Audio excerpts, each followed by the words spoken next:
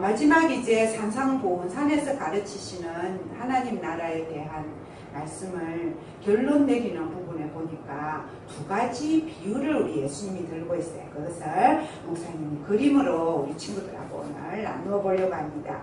첫 번째 예수님이 우리에게 들려주신 결론의 말씀은 나무 이야기였어요. 그렇죠?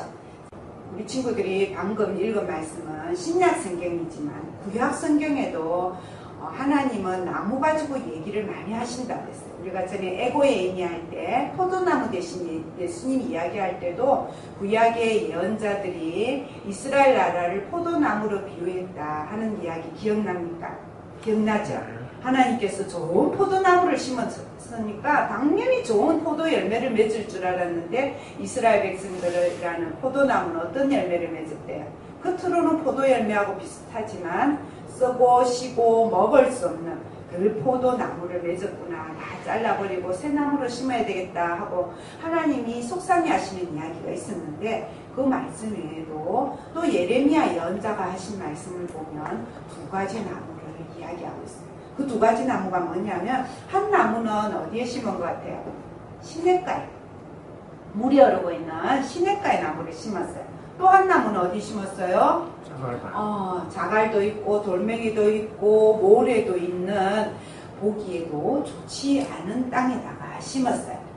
근데 둘 다 일단 땅에 심었기 때문에 자라기 시작하죠. 아직 열매는 맺지 않지만 열매 맺을 때까지 열심히 자라는데 문제는 이 나무가 자라는 동안 적당히 비가 내리고 적당히 바람이 불고 그런 날만 있는 게 아니고 우리 친구들 요즘 굉장히 비 끝나고 나니까 덥잖아요. 폭염이라고 그러죠.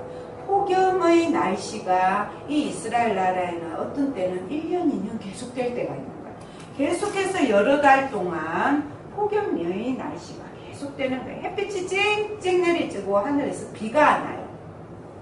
나무가 자라는 데는 햇빛도 있어야 되지만 비도 있어야 되죠. 근데 비가 안 오고 계속 햇볕이 내리쬐니까 결국 이 모래 땅에 심었던 나무는 어떻게 될까요? 열매 맺을 때가 되어도 어느 정도 자라서 나무잎이 생겼지만 그 나무잎은 결국 햇볕에 말라서 죽고 열매를 맺을 수 있을까요? 없을까요? 못 맺는 거죠. 하나님이 기뻐하지 않는 나무가 된다는 거예요. 그러나 시냇가에 심은 나무는 비가 오지 않고 폭염이 계속되더라도 그 시냇가에서 그동안 깊이 땅속 깊이 뿌리를 묻고 있어서 혹시 폭염에 이 시냇물이 마를지라도 그 뿌리 내린 깊은 뿌리가 땅속에 숨어있는 물을 수분을 흡수하기 때문에 햇볕이 쨍쨍 내리쬐도 어떻게 될까요? 잘 자라서 때가 되면 좋은 열매를 맺어서 농부를 기쁘게 하는 나무가 된다.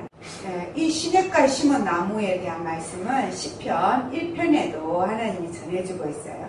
시냇가에 심은 나무같이 하나님의 사랑을 받고 하나님의 말씀에 뿌리를 내리고 오늘 예수님이 주신 말씀대로 하늘에 계신 내 아버지의 뜻대로 하는 사람. 입으로만 주여 주여 내가 주님을 믿습니다. 나는 예수님 사랑합니다 하고 입으로만 기도하고 입으로만 몸으로만 예배드리고 머리로만 하나님 말씀 암송하고 배우고 그런 사람이 천국에 들어가는 게 아니라는 거예요. 우리 친구들 계속 배웠잖아요. 예수님을 믿는 사람이 천국 갑니다. 예수님이 우리 죄를 용서하신 것, 우리 죄를 대신해서 돌아가신 거 믿으면 우리가 구원을 받습니다. 그 말씀만 듣고 예수를 믿는 사람은 오늘 말씀을 정말 귀담아 듣고 무섭게 들어야 된다는 말씀이에요.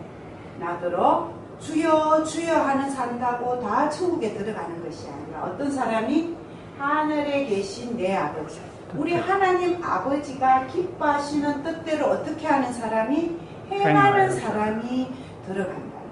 행하지 못했을 때는 그럼 어떻게 해야 돼요? 또 회개하고 하나님 앞에 다시 돌아오고 그런 것들을 거듭하면서 같은 죄를 계속해서 짓지 아니하고 조금씩 하나님 사람답게 하나님 아들 딸답게 믿음이 자라나서 나무가 자라는 것처럼 믿음이 자라나서 나중에는 어떤 나무가 돼야 돼요? 하나님이 기뻐하시는 좋은 열매. 그 좋은 열매를 갈라디아서에서는 성령의 열매라고 그래요.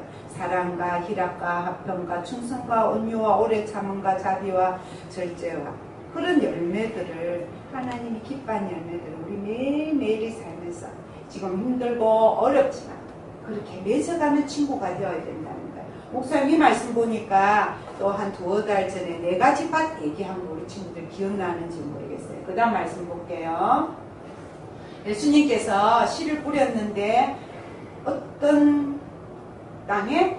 좋은 땅. 좋은 땅에 뿌려진 씨는 30배, 60배, 100배 열매를 맺는다 그랬죠.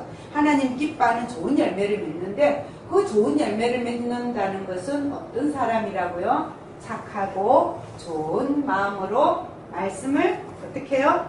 듣고 지켜서 인내로 계시라는 자. 말씀을 조금 전에 말씀하고 똑같은 말씀이죠. 말씀을 듣기만 하는 사람이 아니라 어떻게 해요? 듣고 그 다음 지켜서. 그 다음에 지키려면 쉬워요? 어려워요? 어렵죠. 그래서 뭐가 필요해요? 인내.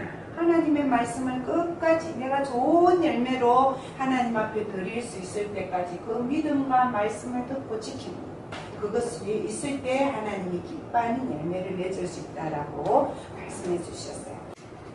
두 번째, 이제 정말 예수님께서 산상보훈의 마지막 결론을 맺는 말씀을 2가지 집 이야기로 우리 친구들에게 전해주고 있어요. 굉장히 예수님께서 우리 친구들 기억하기 좋으라고 비유의 말씀으로 전해주시는데 집을 짓는 사람이 2사람이 있었다라는 거예요. 근데 한 사람은 굉장히 오랜 시간이 걸렸어요. 왜냐하면 어디에 지었어요? 성경에 보니까 반석 위에. 반석이라는 것은 널찍하고 큰 바위를 말하는데 요즘도 아닌 옛날에 반석 위에 집을 짓는 것은 쉬운 일이 아니겠죠. 하나하나 망치로 깨고 두드려서 깊이 파고 거기에 돌로 또 이제 기초를 만들어서 집을 짓기 때문에 시간이 굉장히 많이 걸렸어요. 근데 그 옆에 어떤 아저씨가 하나 오더니 금방 지었어요. 어디에 지었어요? 모래 위에다가 집을 지었어요. 그러나 겉으로 볼 때는 이 모래 위에 집을 지은 사람이 훨씬 아름답고 크고 멋진 집을 지었어요. 벽도 좋은 재로 쓰고 창문도 더 이쁘게 붙이고 지붕에도 고급 지붕 재로 사서 올리고 그래서 금방 지어가지고 이제 이사를 와서 살기 시작하는 거죠. 그런데 날씨가 좋고 선선한 바람이 부는 봄과 가을 같을 때는 이 두 집의 차이가 없어 보이죠. 왜냐하면 겉으로 보기에는 똑같은 집이기 때문에 오히려 뭐가 더 좋았다고요? 모래에 지은 집이 더 좋았어요. 그러나 우리 친구들 지난주 태풍이 다행히 부산에는 쉽게 지났지만 이스라엘 나라에도 그리고 우리가 사는 땅 어디에도 갑자기 생각지 않은 날씨의 변화가 올 때가 있다는 거예요. 먹구름이 몰려오고 돌풍이 불고 미국 같은 데는 허리케인이 불죠. 굉장히 센 바람이 불고 폭우가 내리기 시작하면 어떻게 될까요? 이 집 바람이 불어서 지붕과 벽이 무너지고 창문이 깨어지고 파삭파삭 깨어져서 결국은 이 파도에 휩쓸려서 바닷속으로 다 떠내려가겠죠. 사람이 피할 수 있으면 천만다행이겠지만 집은 왈 수가 없게 됩니다. 그러나 반석 위에 지은 집은 어떻게 해요? 바람이 불고 비가 와도 흔들리다가 결국은 더 든든히 서 있는 것을 비가 그친 다음에 알 수 있다라고 예수님께서 말씀해 주셨어요. 그리고 예수님께서 우리 친구들에게 가르쳐주는 교훈은 뭐예요?